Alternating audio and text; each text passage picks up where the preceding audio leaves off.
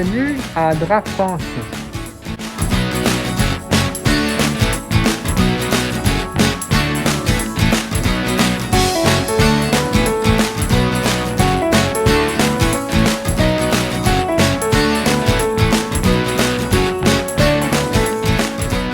Bonjour, je m'appelle André Ezidio de Mello. Je suis le directeur exécutif d'ADRA France. Ça fait déjà un peu plus de 2 ans. Donc c'est vraiment un plaisir et une opportunité aussi de travailler au sein de cette organisation dans la réalisation de la mission d'ADRA, à savoir de venir en aide de ceux qui ont besoin. Moi j'ai commencé à travailler avec des projets humanitaires. La première fois c'était en 2010 avec Médecins sans frontières au Haïti. C'était lors du tremblement de terre. Ce qui m'a fait arriver en 2018, j'étais au Bangladesh. Et c'est là que j'ai été contacté pour éventuellement cette position chez ADRA France, que j'ai acceptée avec grand plaisir.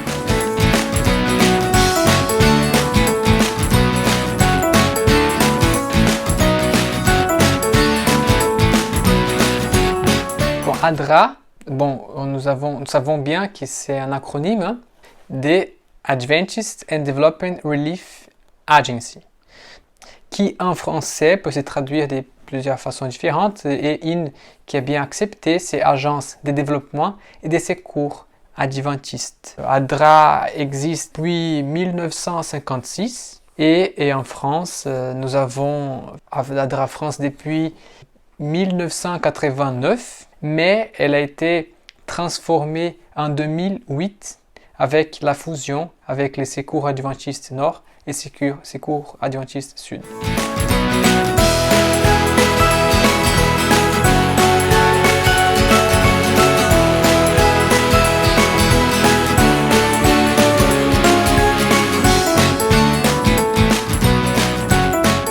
ADRA a comme objectif de venir en aide aux personnes dans les besoins. Donc nous avons les antennes. Donc nous avons plusieurs antennes en France. Nous avons aujourd'hui plus de 70 antennes qui ont un mandat local. Ça veut dire elles ont le mandat de venir en aide et essayer en tout cas de résoudre des problèmes sociaux qui sont présents dans leur localité. Voilà. Ça, c'est la première façon. Donc, une bonne partie des antennes ont des activités de genre distribution alimentaire, aide vestimentaire, aide administrative, mais il y a plusieurs projets différents. Et donc, en deuxième volet, ADRA France est là, est l'aide au développement. Donc, l'aide au développement dans plusieurs pays au monde. Nous savons ADRA France fait partie d'un réseau mondial. Ce réseau qui est présent dans plus de 120 pays. Donc nous travaillons en collaboration étroite avec des bureaux partout au monde. Donc par exemple au Congo, c'était des projets de formation aux techniques agricoles. Donc c'était des mamans qui étaient formées pour pouvoir elles-mêmes produire ces moyens de subsistance.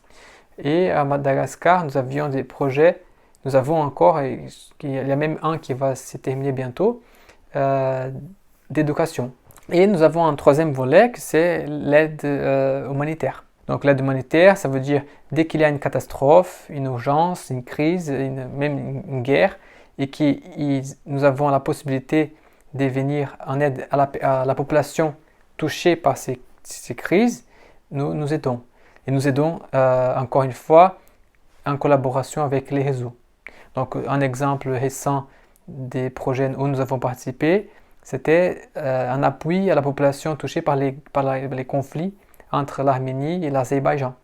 Nous avons aussi plusieurs projets, notamment un qui était ici en France, pour aider les familles affectées par les Covid, par la crise économique qui a découlé du Covid.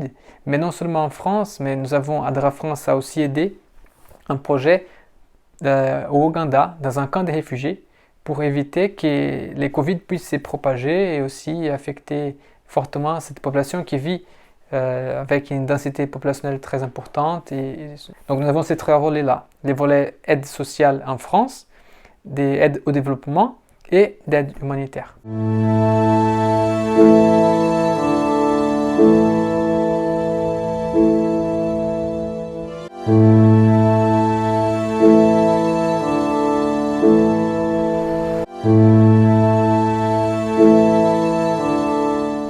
Nous avons en France plus de 1700 bénévoles qui participent dans nos actions d'ADRA France de toute façon possible et vous aussi, vous pouvez participer. Alors, permanent et staff permanent, nous avons seulement 4 personnes, donc moi-même, nous avons une comptable, une chargée des projets et une chargée de communication. Après, nous avons aussi d'autres personnes qui viennent nous aider, comme des services civiques, des stagiaires et aussi des bénévoles qui nous aident avec des passages réguliers ou pas. Maintenant, nous avons une opportunité de bénévolat, surtout aux jeunes qui aiment les réseaux sociaux, etc., qui est quelqu'un pour nous aider avec la gestion des communautés, donc un community manager. C'est bien un poste bénévole, mais ça permet aussi à gagner de l'expérience, à participer dans l'activité d'ADRA. Malheureusement, nous avons la possibilité seulement d'avoir 4 personnes à temps plein et salariés.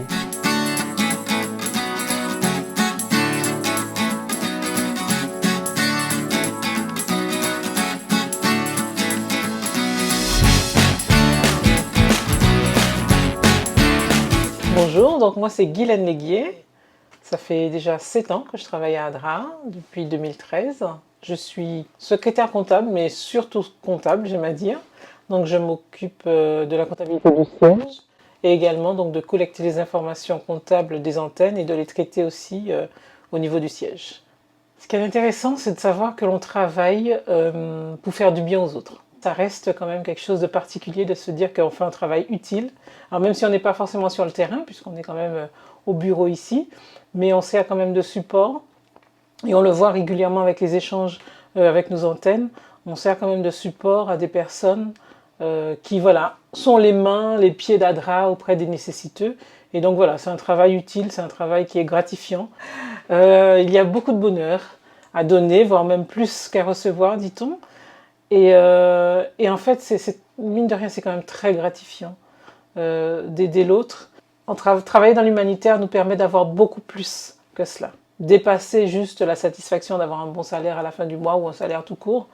On est vraiment reconnaissant, enfin on est heureux, on est épanoui parce qu'on sait qu'on fait du bien.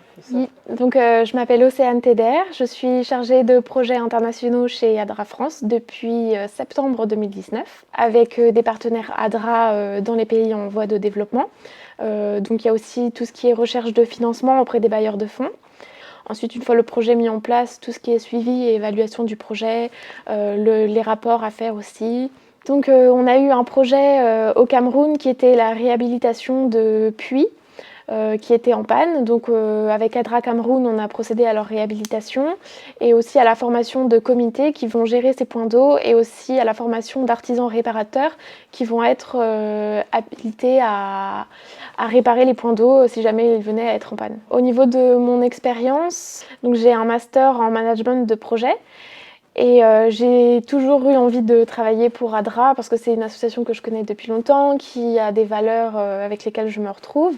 Et j'ai été amenée à avoir plusieurs expériences à l'international, donc avec ADRA Timor oriental en premier, ADRA Madagascar ensuite et ADRA Laos. Déjà au niveau études et au niveau professionnel, maintenant on retrouve beaucoup de professions différentes en fait dans les associations humanitaires, que ce soit des infirmiers, des médecins ou bien même des avocats, des RH, des comptables, enfin vraiment des logisticiens, des managers. Il y a vraiment toutes sortes de professions qui peuvent être amenées à travailler pour une association humanitaire.